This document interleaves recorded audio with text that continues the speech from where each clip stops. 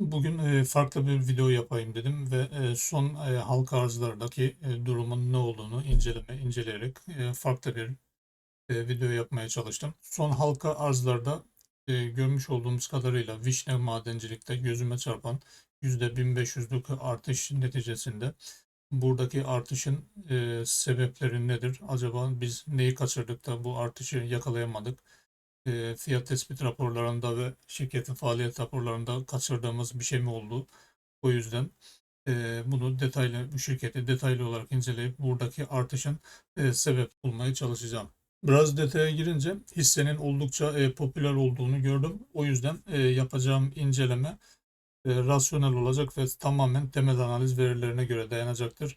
Analiz dışında oluşan veriler tamamen piyasaya aittir. O yüzden şimdiden bu hissede yatırımı olan arkadaşlarım veya yatırımı olmayan arkadaşların kendi düşüncelerine göre hareket etmelerini diliyorum ve yapacak olduğumuz analize göre de kendi yönlerini kendilerinin çizmesini temenni ediyorum. Bizim yapacak olduğumuz analiz sadece bilgimiz dahilince şirketin temel analiz verilerine göre şirketin ne durumda olduğunu, bu fiyatı hak edip hak etmediğini bulmaya çalışacağız. İlk olarak şirketin fiyat tespit raporlarında ve faaliyet raporlarında şirketin ne iş yaptığıyla başlayarak analizimize başlayalım. Tabii şunu da analize geçmeden belirtmek isterim. Bir şirketin halka arz fiyatının 37 liralardan 613 liralara çıkması, yani %1538 oranında artmış olması, ya bu şirketin iki tane seçenek karşımıza çıkıyor.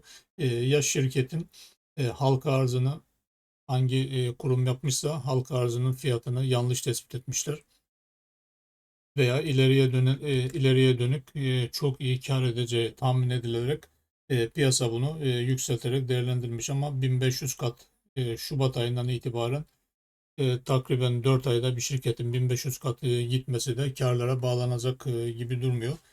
Ya bu şirkette dediğimiz gibi halka arz fiyatı yanlış hesaplanmış, ya da şirketin üzerinde bir manipülasyon var ve millete çok kötü sıkıntı doğuracak olabilir. Şimdi az önce bahsettiğimiz gibi şirketin ilk önce yapmış olduğu işle başlayarak daha sonradan fiyat tespit raporlarındaki ileriye dönük beklentileri ve mevcut durumunu inceleyerek şirketin bu fiyatı hak edip etmediğini bulmaya çalışalım. Tabii burada ilk etapta ben fiyatın %1500 oranında arttığını görünce, şirketin ismi de madencilik şirketi olduğundan dolayı altın madeni olduğu düşüncesine kapıldım birdenbire. Çünkü son zamanda meydana gelen altındaki artışla bu da altın madeni ne olabilir? O yüzden de artmıştır düşüncesiyle şirketin faaliyet raporuna baktığım zaman şirketin aslında demir çelik sektörü ve soda sektörüne ham madde üreten, sönmüş ve sönmemiş kireç ürünü ve inşaat malzemesi üreten bir firma olduğunu, fabrikaların bulunmuş olduğu konumun çevresinde mal satma, yani karlılık açısından satma zorunluluğu olduğunu, uzak bölgelere yapılacak satışlarında şirketin maliyetlerini arttırdığını, taşıma maliyetlerini arttırdığını söylüyor faaliyet raporunda. Burada görmüş olduğunuz gibi şirketin üretmiş olduğu ham maddeleri görüyorsunuz. Bunlar ağırlıklı olarak şirketin demir çelik sektöründe ve soda sektöründe ağırlıklı ham madde sattığını görüyoruz. Tabii burada şirketin üretimi ve satışlarının ve karlılığının iyi olabilmesi için demir çelik sektörü ve soda e, sektörünün de önünün açık olması gerekir ki bu şirkette onlara mal satabilsin. Tabii faaliyet raporunu incelerken şirketin sermaye ortaklık yapılarına baktığımız zaman burada TERA portföyü görüyoruz. TERA portföyün şirket üzerinde bu faaliyet raporuna göre %11 oranında e, bir sermaye payı olduğu gözüküyor. Bu dikkatimizi çekti çünkü bu şirketi TERA yatırım halka arz etmişti. Şöyle şirketin ortaklığına bakacak olursak, TERA portföy birinci serbest fon %14'lük bir ortaklığı gözüküyor sermaye payı içerisinde. Tabii burada az önce göstermiş olduğumuz değerin biraz daha üzerinde, demek ki şirket daha sonradan almaya devam etmiş gözüküyor. Böyle şirketin normal şu andaki mevcut bilançosuna hafiften göz gezdirerek durumunun ne olduğuna bakmaya çalışalım. Burada görmüş olduğunuz gibi fiyat devamlı yükselirken 11 senede 37 liralardan 600 küsur liralara kadar çıkmış bir fiyata karşılık şirketin karlarında ve satışlarında görmüş olduğunuz gibi önemli bir düşüşün meydana geldiği gözüküyor. Hem satışlarda bir düşüş var hem de faaliyet karlarında bir düşüş var. Bizim mottomuz neydi? Şirketin piyasa değeri eşittir kar artışları olduğunu devamlı her analizimizde söylüyoruz. Burada da görmüş olduğunuz gibi fiyat yukarıya doğru hareket ederken şirketin karları aşağıya düşmüş gözüküyor. Son gelen bilançoyla beraber bir önceki halka arzlarda fiyat tespit raporlarında görünen verilerin aksine son gelen bilançoda da görüldüğü gibi son iki bilanço halka arzdan sonra geldi. Burada da düşüşün devam ettiği gözüküyor. Bununla beraber piyasa değeri ve karlılık uyumu grafiğimize baktığımız zaman burada da aynı şekilde karlar aşağıya doğru düşmeye devam ederken her sene itibariyle piyasa değerinde de önemli bir artışın olduğu 13 milyarlardan 71 milyarlara kadar çıkan bir piyasa değerinin oluştuğu gözüküyor. Buradaki yükseliş bize dikkatli olmamızı gerektiğini söylüyor aslında. Buradaki değerin yüksek olması başta da söylemiş olduğumuz gibi şirketin halka arzda fiyat tespitinin nasıl yapıldığı ve buradaki durumun ileriye dönük beklentilerden mi kaynaklandığını yoksa farklı bir durumun mu oluşup oluşmadığını araştırmaya çalışacağız. Onun için ilk önce şirketin fiyat tespit raporundaki ileriye dönük beklentilerinde şirketin neye göre fiyat tespiti yaptığını, hangi verileri kullandığını bakarak analizimize devam etmeye çalışalım. Fiyat tespit raporlarında aracı kurumlar iki yöntem kullanıyorlar. Biri indirgenmiş nakit akışı formülü, diğeri de çarpan analizi formülü üzerinden şirketlerin fiyatlarını belirlemeye çalışıyorlar. Buradaki tabloda görmüş olduğunuz gibi şirket 2021-2033 projeksiyonu içerisinde indirgenmiş nakit akımlarına göre şirketin fiyatını belirlemeye çalışmışlar. Burada 2024'ten itibaren de hem satışlar tarafında hem de FAVÖK tarafında bir projeksiyon ortaya koymuşlar. Yani tahminde bulunmuşlar diyelim. Bizi ilgilendiren 2024 ve 2025 tahminleri olduğundan dolayı hem satış tarafında hem de FAVÖK tarafında buradaki verilerin üzerinde durmaya çalışacağız. Şimdi ne demiştik? Bu fiyatı hak edebilmesi için şirketin 2024'te önemli bir şurada halka arz oldu desek 2023'ün sonunda 2023'ün sonundaki açıklanan verilere göre aslında halka arz oldu. Halka arz olma zamanı 2024'ün Şubat ayındaydı ama buradaki bilanço 2024 yıl sonu bilançosu daha gelmemişti o zaman. Biz o zaman ne yapacağız? Aslında buradaki verileri inceleyerek biz de kendi programımızdaki çarpan analizi üzerinden şirketin bu dönemde gelen halka arzdaki açıklamış olduğu fiyatın buradaki verilere göre nasıl bir durumda olduğu, yani ucuz mu pahalı mı olduğu o dönemde ve eğer şirketin ileriye yönelik önemli bir beklentisi varsa da burada aslında şirket belki de ileriye dönük önemli bir satış ve karlılık tahmininde hesaplamasında bulunuyordur. O yüzden şirketi ileriye dönük değerlendiriyordur ki ona rağmen bir %1500 oranında bir artış sağlamış olsun diyebilelim. Şimdi burada ilk olarak şuna değineceğiz. 2024 tahminlerine göre şirket 1 milyar 276 milyonluk bir satış geliri 2024'te 303 milyarlık da bir FAVÖK geliri elde edeceğini söylemişler. Biz de buradan şirketin verilerine giderek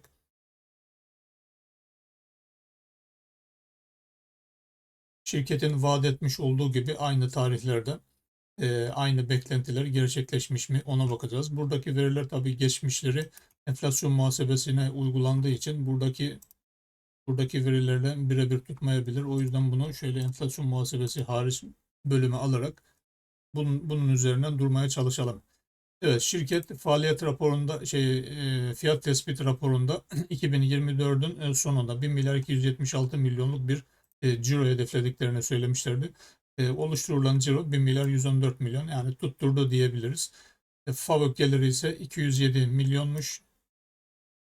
207 milyonmuş. Buradan ne demişler? 303 milyonluk bir FAVÖK geliri elde edeceklerini söylemişlerdi. Şimdi biz buradaki kendi tahminlerine göre fiyat tespit raporundaki halka arz fiyatını buradaki fiyatlara, buradaki rakamlara göre yaptıklarından dolayı biz de diyelim ki buradaki rakamlar tutturulmuş o zamana göre tahmin edilmiş. Biz de bu tahminin üzerinden kendimize göre bir fiyat tespiti yapalım. Bakalım biz halka arzdaki fiyatı tutturabilecek miyiz şirkete?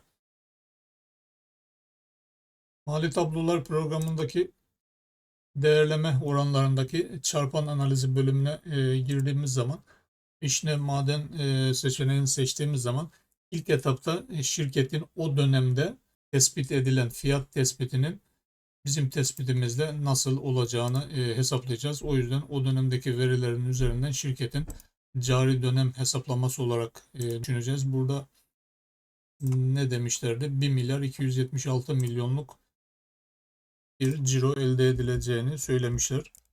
1 milyar 276 milyon ciroyu girdik. Daha sonra da bu ciro üzerinden hesaplama yapacağımızdan şirketin halka arz olduğu dönemde tabii şirket ilk fiyat belirleneceği için şirketin kendi ortalamaları değil de sektördeki bulunan şirketlere göre ortalama belirleneceğinden şurada görmüş olduğunuz aynı sektör içerisindeki şirket çarpanlarının ortalaması kullanılacağından dolayı tabii biz buradaki kutulardaki yapmış olduğumuz seçeneklere göre alttaki fiyat belirlenecek. O yüzden buradaki kutuları şirketin sektöre göre ayarlamamız gerekiyor ki halka arzlarda genellikle ben sektörü tercih ediyorum. Şimdi ben bunları ayarlayarak tekrar döneceğim. Evet, buradaki verileri e, çarpanları bir yıllık sektör ortalamasına göre marjları da sektörün son dönemde gelen son dönemdeki gelen durumuna göre ayarladık. Burada şirketin fiyat tespiti raporunda kar marjını şirket %23, FAVÖK marjını %23 olarak tahmin ettiğine göre biz de şirketin o dönemdeki fiyat tespiti raporundaki kar tahminine göre buradan FAVÖK marjını girelim. FAVÖK marjı %16 bugüne göre olmuş ama bunu %23 olarak girersek buna karşılık da şirketin fiyat bölü NFK marjını da 10 aşağısına girersek 13 olarak da bunu girelim. Şimdi burada bizim yapmış olduğumuz tahmini verilere göre aşağıda bir fiyat belirlenmiş gözüküyor. Bu fiyat yüksek veya düşük olabilir ama biz şöyle yapalım. Şirketin şurada fiyat tespit raporunda kullanmış olduğu çarpan analizlerinden hangisini kullanmış, hangi çarpanlar üzerinden fiyat tespiti yapılmış ona göre biz de kendi tahminimizde onları kullanarak şirketin değerlendirmesine uyalım diyelim. Piyasa değeri, defter değeri, FK ve firma değeri, FAVÖK rasyoları kullanılmış. Buradan şunu kaldıralım. Piyasa değeri, defter değeri var, FAVÖK var. Şu ikisini de kaldıralım. Buradaki şirketin kullanmış olduğu çarpan analizi formülünde kullanmış olduğu 3 tane çarpana göre aşağıda 24 lira gibi bir fiyat çıktı. Şirketin o dönemde halka arzda yapmış olduğu fiyat tespiti raporuna göre bizim de yapmış olduğumuz değerlendirmeye bir ortalama olarak 24 lira çıktı. Fakat biz çarpan analizi yaparken uç değerleri ortadan kaldırırız. Yani burada 24, 39, 27 gibi değerler var ve FK ile olan çarpanlı olan değer 8 olduğundan bu değeri ortadan kaldırarak bir analiz yapmaya çalışırız. Tabii şirketin halka arzdaki fiyatı 37 lira. Burada ortalama 33 liralık bir fiyat çıkmış gözüküyor. Tabii halka arzdaki 37 liralık fiyat indirgenmiş nakit akımından bulunan fiyatla çarpan analizinden bulunan fiyat arasında bir ortalama oluşturularak bulunduğundan dolayı biz bu veriyi normal olarak karşılayabiliriz.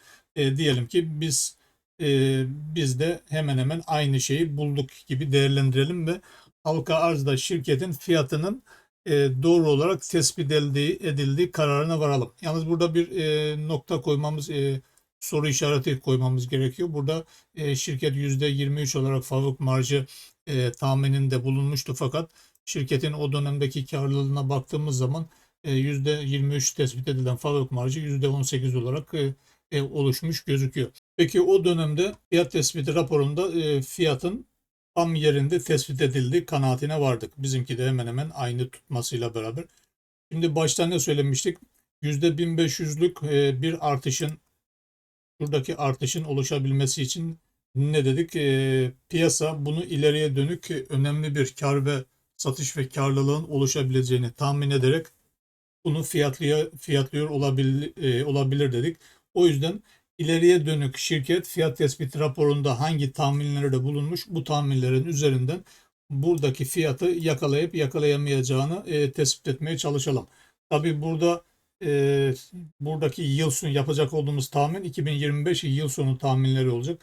O yüzden şirketin fiyat tespit raporuna tekrar giderek 2025 yılında 2024 yılıyla 2025 yılının arasını kıyaslayacağız. Yani 2024 yılında şirketin fiyat tespit raporlarında açıklamış olduğu tahminler çerçevesinde tam bir fiyat tespit ettiğini, yani 37 liranın tahmini verilere göre doğru olduğunu kabul ederek devam edeceğiz.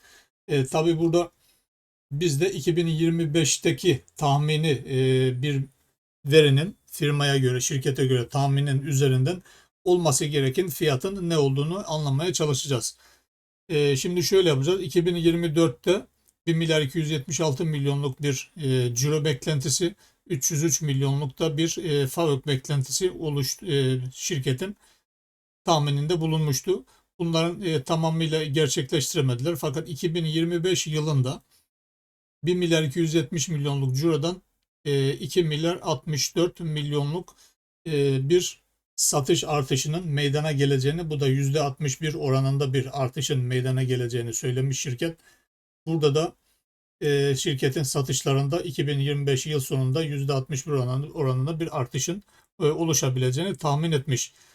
FAVÖK'te ise 303 milyondan 519 milyona çıkacak bir FAVÖK artışının oluşacağını tahminde bulunmuş. FAVÖK'teki artış oranı da ortalama %70 civarı bir artış beklentisi var şirketin. Şimdi buradaki artış verilerine göre şirketin normal değerleme yaparken bugünkü değerin normal, yani halka arzdaki değerdeki fiyatın normal olduğunu karşılarsak FAVÖK'te ne kadar artış meydana gelecekse şirketin piyasa değerinde de o kadar artış olabileceğini söyleriz. Tabii buradaki artış normal piyasa şartlarında oluşabilecek bir artış. Tabii bunu piyasa daha ileriye doğru taşıyabilir ama belli bir taşıyabileceği seviye vardır. Tabii Yaşar Erdinç Hoca'nın söylediğine göre diyelim 10 lira 10 lira bir değer buldunuz. Bunu piyasa 12 lira yapar, 15 lira yapar. Daha yukarı yapılacak olan değerler piyasanın yanılgısı olarak karşımıza çıkabilir. Şimdi ne dedik? %70'lik bir artış, FAVÖK'te bir artış meydana gelmiş gözüküyor. Buradaki artışı da bizde mevcut 37 liradan şöyle yapalım. Şöyle bir hesap makinesi alalım.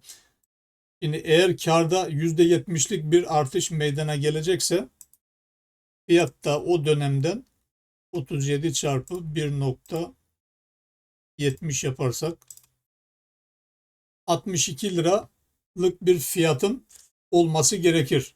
Normalde fiyat artışı, kar artışına göre. Tabii bu kesin piyasa bunu bu şekilde artıracaktır diyemeyiz. Bunun düşükte de bırakabilir, daha yükseğe de çıkarabilir ama belli bir ölçü çerçevesinde olması gerekir. Biz de az önce yapmış olduğumuz çarpan analizine göre buradaki artış değerini, hesapladığımız artış değerini bulabilecek miyiz? Onu bakmaya çalışalım. Şirket ne demiştik? 2 milyarlık bir ciro beklentisi varmış 2025 yılında. Ciro'ya girdik. Aşağıya doğru inelim. Aşağıda da bu defa geleceği belirleyeceğimiz için şirketin geçmişteki verileri mevcut. Şirketin geçmişteki kendi ortalamaları üzerinden giderek bir hesaplama yapmaya çalışacağız. Az önce 62 lira bir değer bulmuştuk. Burada da şuradaki eksileri ve uç değerleri ortadan kaldırırsak 55 lira gibi bir değer biz de ortalamalarda bulmuş oluyoruz. Tabii buradaki değer 62-55 arasında çok da fazla bir fark yok. Şirketin bulmuş olduğumuz 62 liralık değer aslında firma değeri FAVÖK rasyonu, yani FAVÖK'teki hesaplamaya göre biz bulmuştuk. Sadece buradaki FAVÖK değerine göre bunu bakacak olursak Bizde de 73 lira gibi bir değer çıkıyor. Bunu da kapatalım. 73 lira gibi bir değer çıkıyor. Tabii 73 liralar nerede? 613 liralar nerede? Şu andaki şirketin cari değeri 613 lira. Çok yüksek bir fark var arada. Tabii burada hadi piyasa Yaşar Hoca'nın dediği gibi abarttı. 150 lira, 100 lira yaptı, 150 lira yaptı. Ama 600 lira çok yüksek bir değer olarak gözüküyor. Arada böyle bir aşırı derecede bir fark görünce, böyle bir şey gördüğüm zaman Google arama motoruna şirketin ismini yazıyordum. Dediğimiz zaman görseller tarafında şirketle ilgili böyle dedikodu vari bir haber var mı? Onu incelemeye çalışıyordum. Madencilik yazacak. Pardon. Görmüş olduğunuz görsellerde halka arz bilgileri, halka arzla ilgili yapılan yorumlar, farklı bir şey olmadığı gözüküyor. Peki az önce burada Tera yatırımla ilgili bir e, ortaklık olduğunu görmüştük. Onun için Tera ile eşleştirelim. Bakalım aynı şekilde farklı bir şey görebilecek miyiz? Hemen hemen aynı haberler çıkıyor. Burada şöyle farklı bir haber var. Borsa böyle olalı böyle operasyon görmedi. Burada bir operasyon haberi var. Bir gidelim haberin içeriğine ne diyor? Borsada temizlik operasyonu başladı. Dönem yatırım. Buradan ben şöyle aşağıya doğru ineyim. Siz okursunuz. Ben daha önce okudum burayı. Bu haber hakkında ben yorum yapmayacağım. Sadece haberi göstermek istedim. Ve şurada aslında nasıl yapılabildiğini benim de bilmediğim bir konu var. Ne yapılabiliyormuş mesela? Önce hisseler toplanıyormuş, sonra yukarı çekiliyormuş. Yan hesaplardan alınan mallar fon üzerinden çiziliyor ve hisse fiyat yükselişlerinden elde edilen fahiş kar kişilere hesaplarına aktarılıyor. Borsa İstanbul üzerinden kaynağı belli olmayan paralar kişiler üzerinden sisteme sokuluyor diyormuş. Yani bu dolaylı yoldan kara para aklama sistemi gibi mi oluyor? Tam da bilemiyorum. Bunu fon yatırımcısı olan arkadaşlar daha iyi bilirler. Burada da arkadaşlar böyle bir haber var. Az önce hesaplamış olduğumuz fiyatla 600 lira arasındaki farkın belki de sebepleri bu şekildeki durumlar olabilir diyelim. Fiyat analizimiz şimdilik bu kadar. Sadece analiz sonucunda şöyle bir şey anlatmaya çalışayım.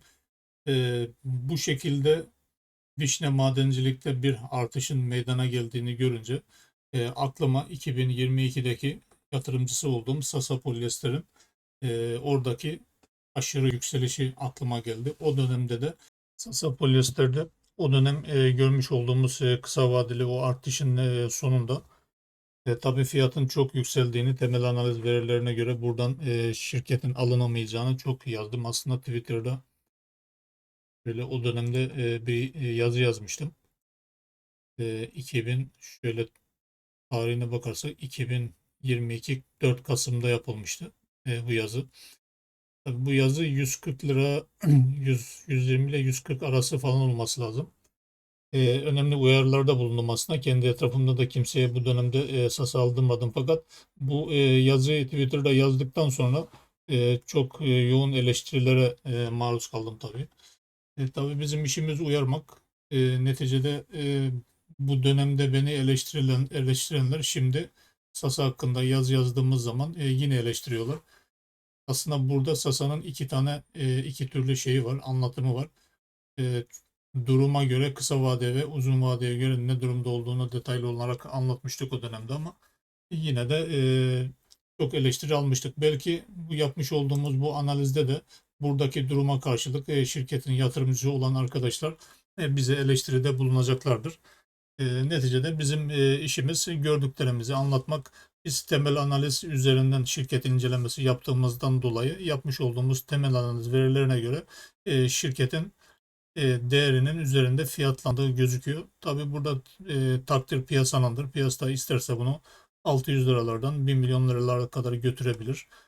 Bu piyasanın takdirine ve alıcıların takdirine bağlıdır. Alıcı talep çoğalırsa, millet almaya devam ederse tabii fiyat artacaktır. Burada bizim yapmış olduğumuz analizde sadece bir temel analiz olarak kalacaktır.